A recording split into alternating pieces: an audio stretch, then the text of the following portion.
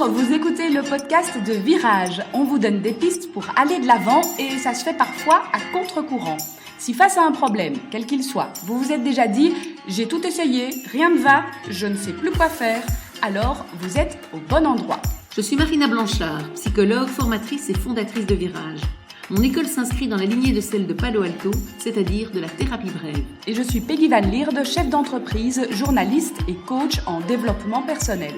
Ensemble, nous vous proposons des réflexions pour avancer autrement.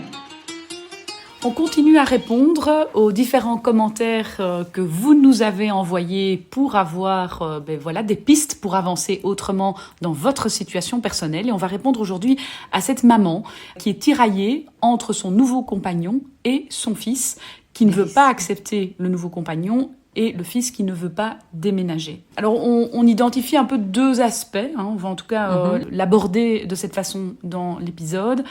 La première chose, c'est on entend quelque part, de façon sous-jacente dans ce message, que la maman veut absolument que son fils accepte son nouveau compagnon. Et quelque part, on imagine, et alors là, évidemment, on ne peut qu'imaginer parce qu'on n'a pas toutes les informations, mais on imagine que ce qui a déjà été entrepris, c'est la maman qui essaye d'expliquer, de convaincre, de raisonner son fils en disant, lui montrer le positif de la situation. Avec le fils qui, évidemment, face à ça, dans cette situation-ci, parce que ça peut tout à fait marcher de convaincre, de raisonner, etc., manifestement ne réagit pas de la manière attendue par la maman.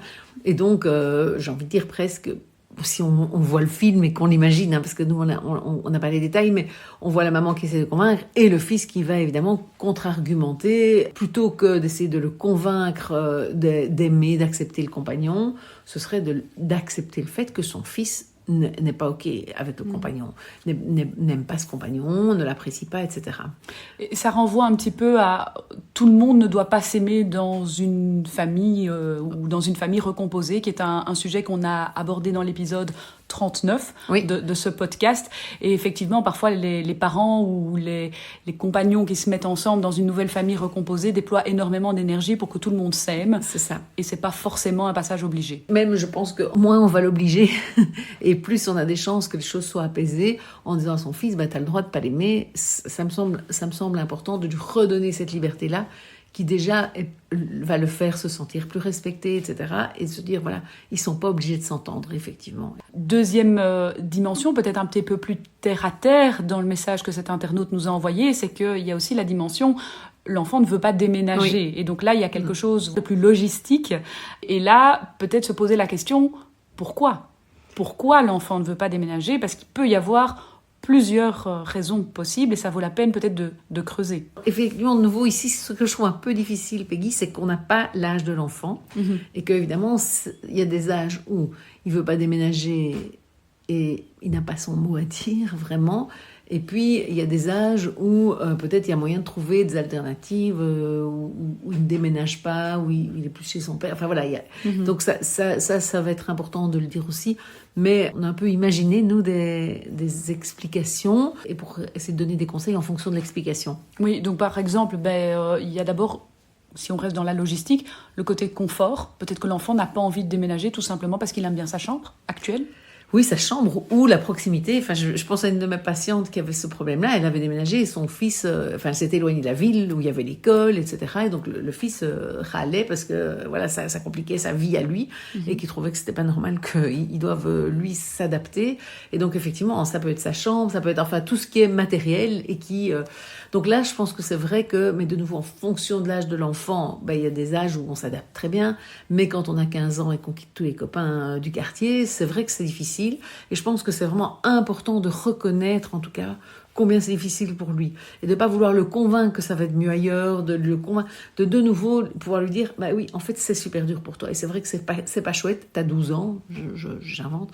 T'as 12 ans et tu es obligé de t'adapter. C'est pas toi qui décides. Quand tu seras grand, ce sera toi qui décideras. Et donc, c'est normal que tu râles, c'est normal que tu m'en veuilles, etc. Et d'accepter quelque part la colère de l'enfant, du jeune, face à ce qui peut être vécu pour lui comme une injustice profonde. Et on sait bien tous que l'injustice nous génère de la colère.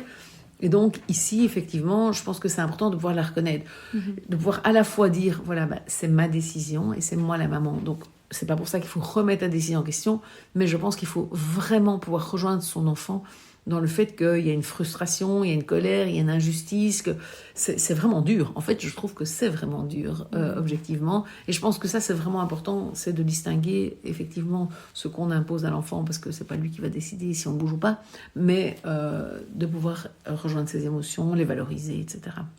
Derrière ce pourquoi je ne veux pas déménager, pourquoi je ne veux pas accepter le nouveau compagnon, il peut aussi y avoir tout simplement, je n'aime pas ce nouveau gars. Oui, tout à fait. Il n'est pas obligé de l'aimer. Et donc, je pense que là, oui, voilà, il a des défauts que je ne supporte pas. Et dire, mais tu as le droit de ne pas l'aimer, tu as le droit de ne pas le supporter. Moi, je l'aime. Moi, j'ai décidé de faire ma vie avec lui. Et donc, ça ne doit pas forcément remettre en question de nouveau le déménagement, l'emménagement. Mais on doit de nouveau autoriser l'enfant, reconnaître ses émotions, ses sentiments, parce qu'ici on est plus sur les sentiments, et l'autoriser à nous les exprimer, etc. Parce que c'est important, sinon on va perdre la relation avec notre enfant. On ne peut pas, et d'ailleurs on le sait bien tous, on ne sait pas nous imposer qui on aime, donc on ne peut pas imposer à notre enfant d'aimer notre compagnon, de la même manière qu'on ne peut pas imposer d'ailleurs à notre compagnon d'aimer notre enfant. Et derrière cet aspect « je n'aime pas le nouveau compagnon », c'est parfois aussi de la loyauté envers le papa. Oui, tout à fait, donc ça peut être autre chose. Le compagnon peut me déplaire simplement parce que c'est pas mon père et que j'ai l'impression de trahir mon père, de m'installer chez un nouveau compagnon ou de m'installer avec un nouveau compagnon.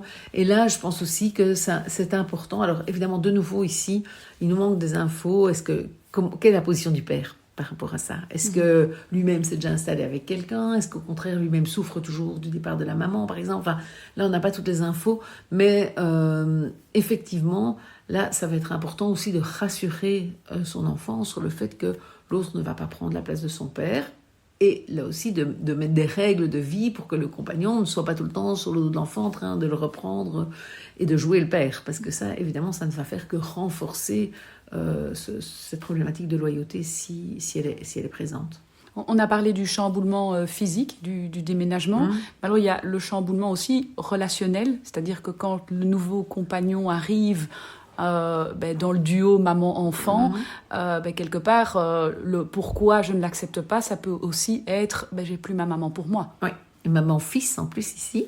Et donc, effectivement, pour un petit garçon ou même un garçon plus grand, se dire tout d'un coup, je dois partager ma maman avec quelqu'un que j'aime déjà qu'à moitié ou que j'aime pas du tout, éventuellement, ou même que j'aime bien, ça peut être déjà difficile parce que effectivement, spontanément, ce qu'on a envie de proposer, c'est quand même que la maman priorise certaines activités, des moments, et qu'il reste une intimité, parce que c'est vrai qu'on entend parfois des parents qui disent, ou des mamans, surtout des mamans, qui disent après la séparation, je dormais avec mon enfant, et puis depuis que je me suis remise en couple, je le fais plus.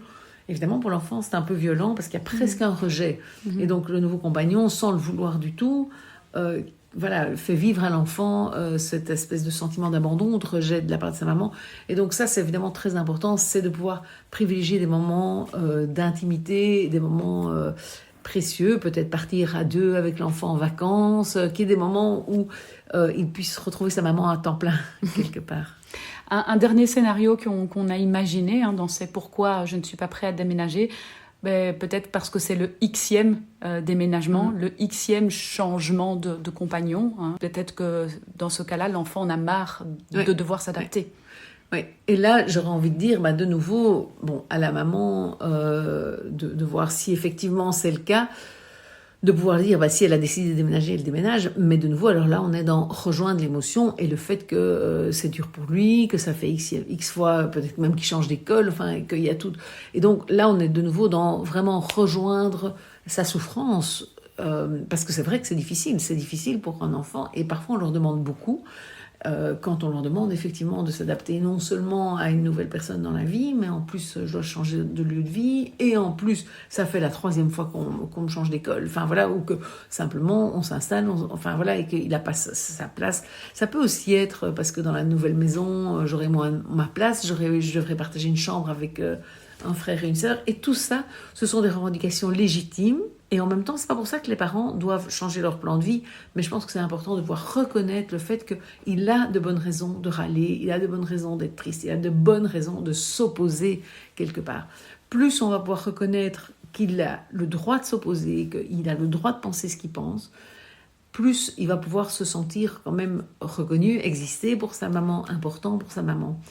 Or, évidemment, une tentation quand on a un enfant qui va s'opposer à des décisions qu'on prend, c'est d'essayer de faire en sorte qu'il soit d'accord absolument. Et donc, en faisant ça, on n'entend pas vraiment ce qu'il dit. Et donc, effectivement, on fait que faire mousser encore davantage la problématique, la souffrance et l'envie pour l'enfant de se rebeller et donc de s'opposer à ce compagnon. Voilà, on espère que ces pistes de réflexion pourront nourrir la réflexion de cette maman. Et encore une fois, on renvoie vers l'épisode 39, qui serait un complément d'information, puisqu'on y abordait la question « Il ne faut pas que tout le monde s'aime dans la famille recomposée ».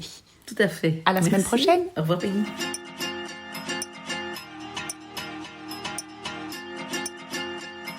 Vous avez aimé cet épisode? N'hésitez pas à vous abonner pour découvrir les autres épisodes passés et à venir.